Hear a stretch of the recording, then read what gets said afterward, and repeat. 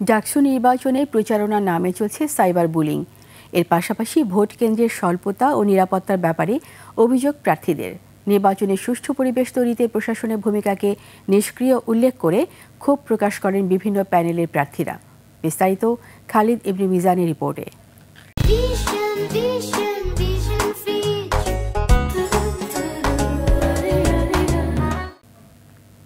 ডাকসু নির্বাচনে cyber bullying হয়ে উঠেছে দুশ্চিন্তার অন্যতম কারণ। নির্বাচনী নীতিমালায় প্রতিপক্ষ প্রার্থীদের হেয় করার ক্ষেত্রে নিষেধাজ্ঞা থাকলেও অনলাইনে নেই কোনো নিয়ন্ত্রণ। বক্তব্য, মতামত পছন্দ না হলেই শুরু হয় আক্রমণ, বুলিং। এ ব্যাপারে প্রশাসনের নিষ্ক্রিয় ভূমিকায় ক্ষুব্ধ প্রার্থীরা। অনলাইনে ঢাকা বিশ্ববিদ্যালয় কেন্দ্রিক প্রচুর গ্রুপ আছে যাদের একমাত্র কাজ বিভিন্ন প্রার্থীর নামে বিষোদ্গার করা, বিভিন্ন প্রার্থীর নামে কুৎসা রটনা করা, নারী প্রার্থীদের স্লাট শেম করা এবং যে কোনো প্রক্রিয়ায় নির্বাচনের যে গ্রাউন্ড, সেই গ্রাউন্ডটাকে প্রশ্নবিদ্ধ করা। বিভিন্ন পেজ সংক্রান্ত, বিভিন্ন অনলাইনের প্রপাগান্ডা সংক্রান্ত যে সমস্যাগুলো আমরা জানিয়েছি চিফ রিটার্নিং অফিসারকে, তারা এখনো পর্যন্ত কোনো সুষ্ঠু সমাধান আমরা পাইনি।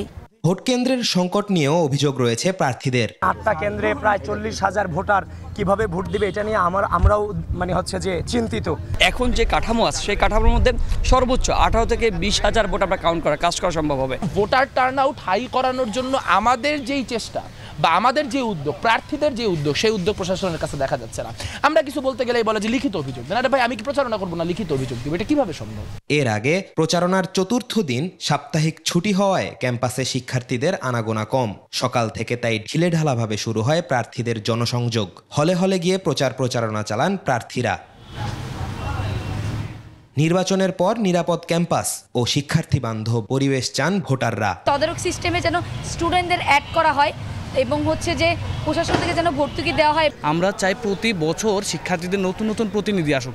এতে কি হয়, এতে কোনো ক্ষমতা কোনো যে শিক্ষা প্রতিনিধি তার কাছে পুঞ্জীভূত থাকে না। তবে সুষ্ঠু ভোট এবং প্রশাসনের শক্ত মনিটরিং চান সকলেই।